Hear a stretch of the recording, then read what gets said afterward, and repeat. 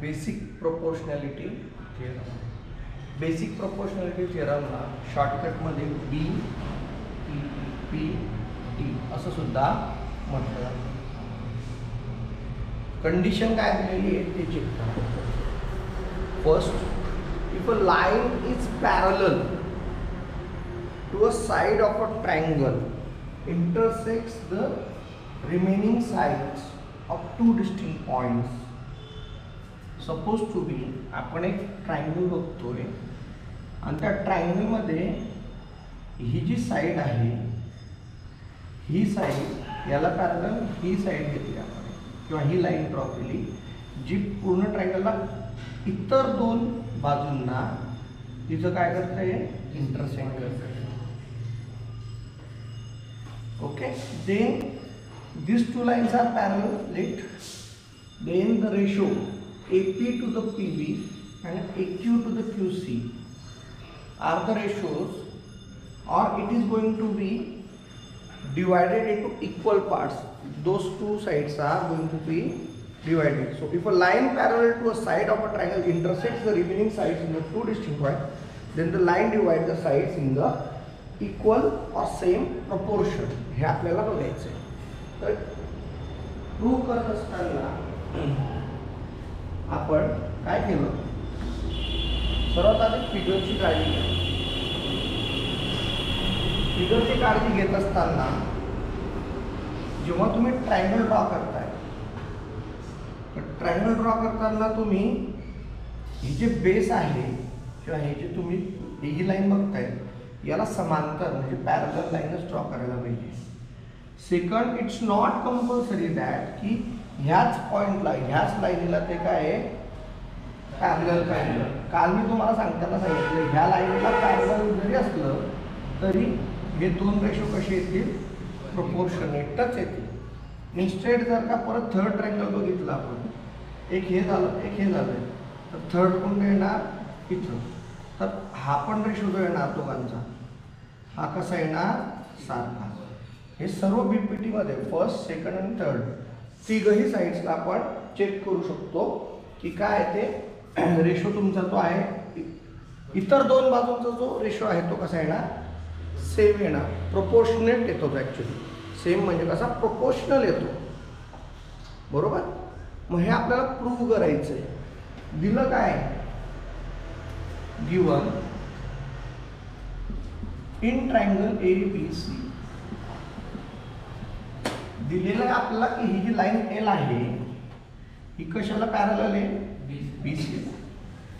Line L is parallel to BC and intersects other two sides, intersects at point P. Actually the line L intersect at point. मी फक्त की point लिहिणार आहे कारण तुम्ही theorem लिहून झालेलं आहे. Point P and Q. First of all line L आहे आणि ती इंटरसेक्ट करते कोणत्या कोणत्या पॉइंटला P आणि Q ला, कोणत्या कोणत्या साईडला रिस्पेक्टिव्हली. आपण जर बघितलं तर AB आणि साईड AC ला याला तुमचं गिवन. त्यानंतर आपण बघूया टू प्रूव्ह. आधी ह्या थिअरमवर एक खास बात काय आहे की रिलेटेड काही ना काही एक्झामला येणारच, कारण फर्स्ट थिअरम आहे आणि विद्यार्थ्यांच्या मनात खूप लवकर जातं. म्हणून कसं आहे की ह्या थिअरमशी संबंधित काही ना काही येतं. आणि सेकंड इम्पॉर्टंट थिंग काय आहे की हे प्रोपोर्शनेट आपल्याला जर समजले पूर्ण चॅप्टर समजतं. हेच एक बेस आहे. Suppose to be basic proportionality थिअरमला मी अजून कुठलं नाव देईल, basic first chapters theorem. Okay. So AQ to the QC हे रेशो तरी तुम्हाला पाठ असायला पाहिजे. आलं लक्षात. देन फॉर द प्रूफ त्यांनी कन्स्ट्रक्शन केलंय. कन्स्ट्रक्शन काय केलं, ही जी लाईन आहे BQ ही कनेक्ट केली आणि BQ आणि PC ला कनेक्ट केलं. Why they connected? For creating the triangles. Actually हे बघा हे आलं APQ एक triangle.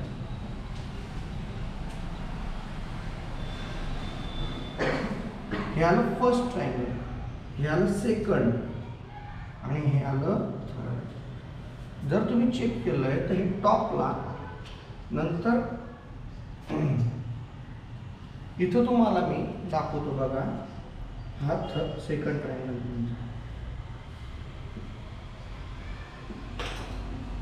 and then again third.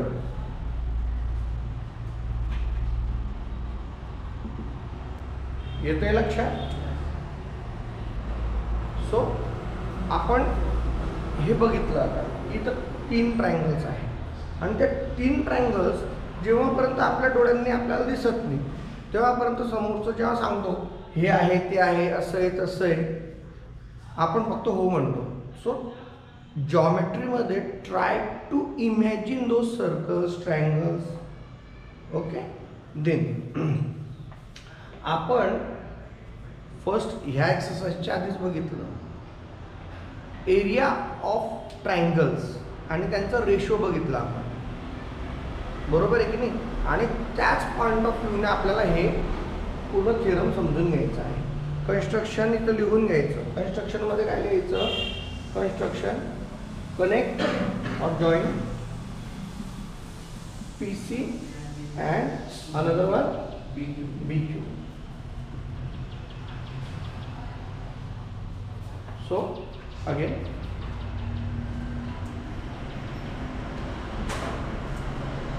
बघा इथं बघता का दिसते बघा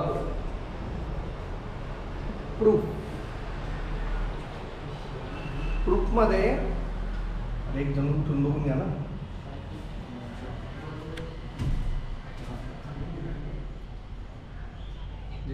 प्रूफ तुम्हाला आधी काय लक्षात घ्यावं लागेल हे लक्षात घ्या आधी की 2 1 2 3 हे थिअरम समजून घेण्यासाठी माझा एक सिंपल फंडा आहे. तो फंडा काय आहे बघा,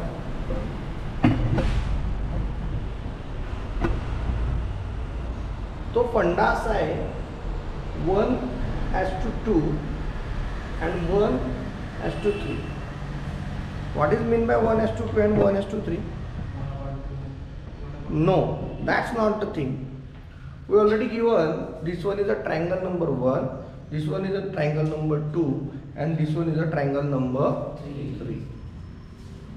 म्हणजे first triangles proportion with second and first triangle with third. Simple आहे. मग आपण काय करणार आहे बघा, they already given us that in triangle first triangle कोणतं आहे तुमचं APQ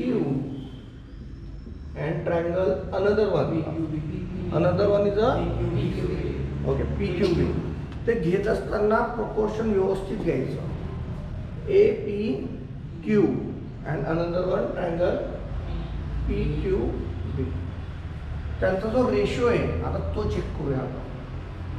area of triangle APQ to the area of triangle PQB. Their ratio depends on the base. म्हणजे कशावर डिपेंड करेल बघा इथं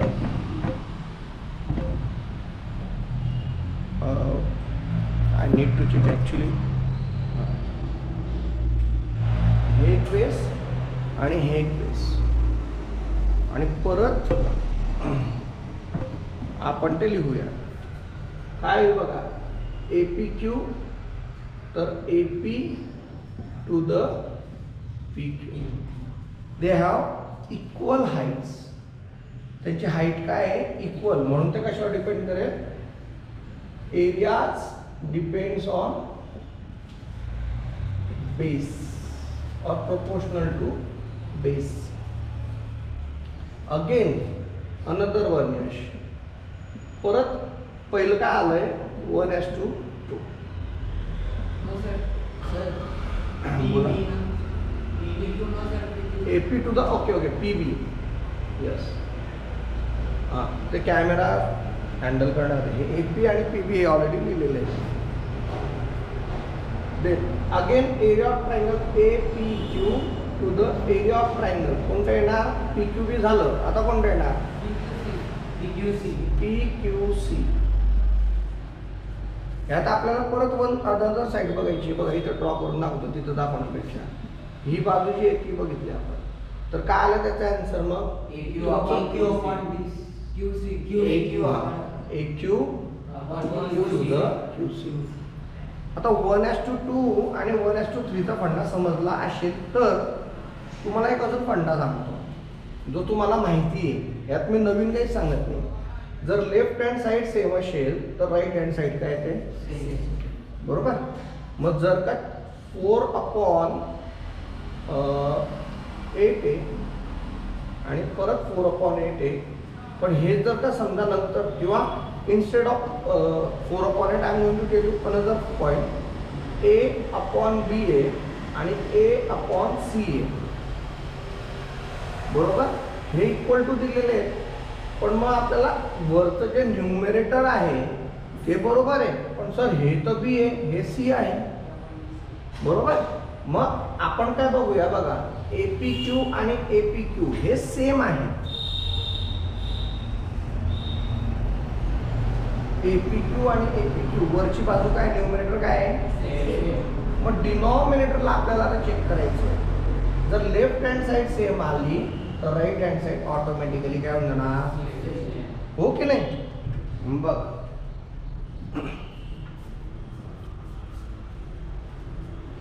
सो फॉर ट्रायंगल डिनॉमिनेटरला कोणते कोणते?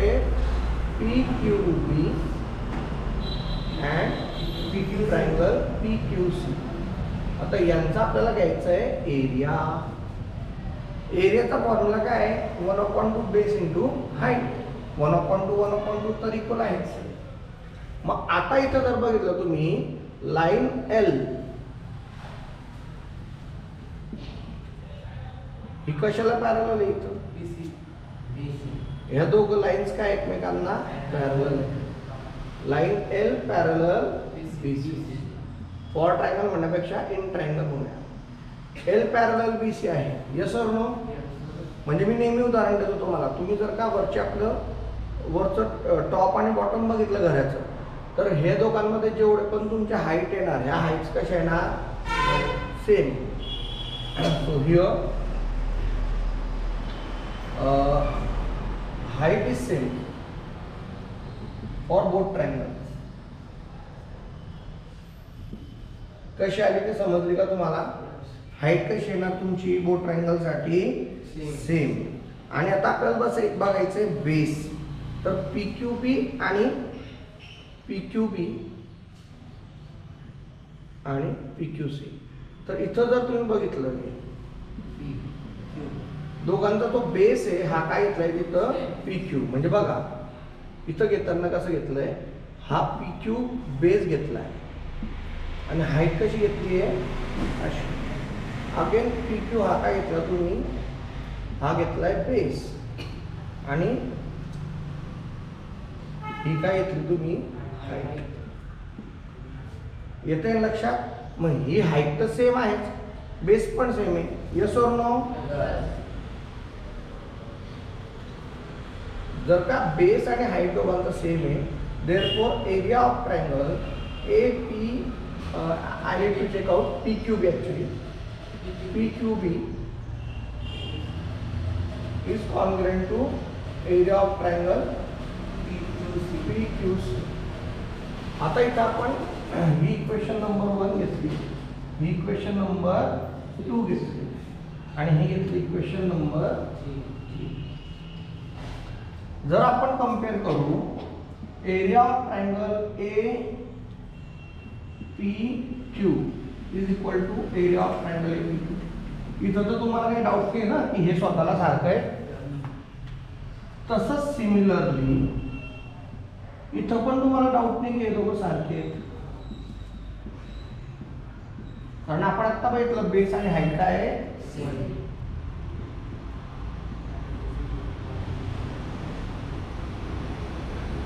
हो की नाही? हे दोघं सारखे आले म्हणजे लेफ्ट हँड साईड इथं काय आली इक्वल. याला इक्वेशन नंबर 2. जर लेफ्ट हँड साईड सेम आहे तर right hand side AP to the PB equal to AQ to the AC. आणि हेच तर आपल्याला प्रूव्ह करायचं आहे. इथं जर का आपण ट्रायंगल ड्रॉ केलं आहे तर हे रेशो काय असतात दोघं प्रोपोर्शनल. सेम म्हणण्यापेक्षा सेम प्रोपोर्शनल द्यावं लागेल. काय लिहावं लागेल सेम प्रोपोर्शनल.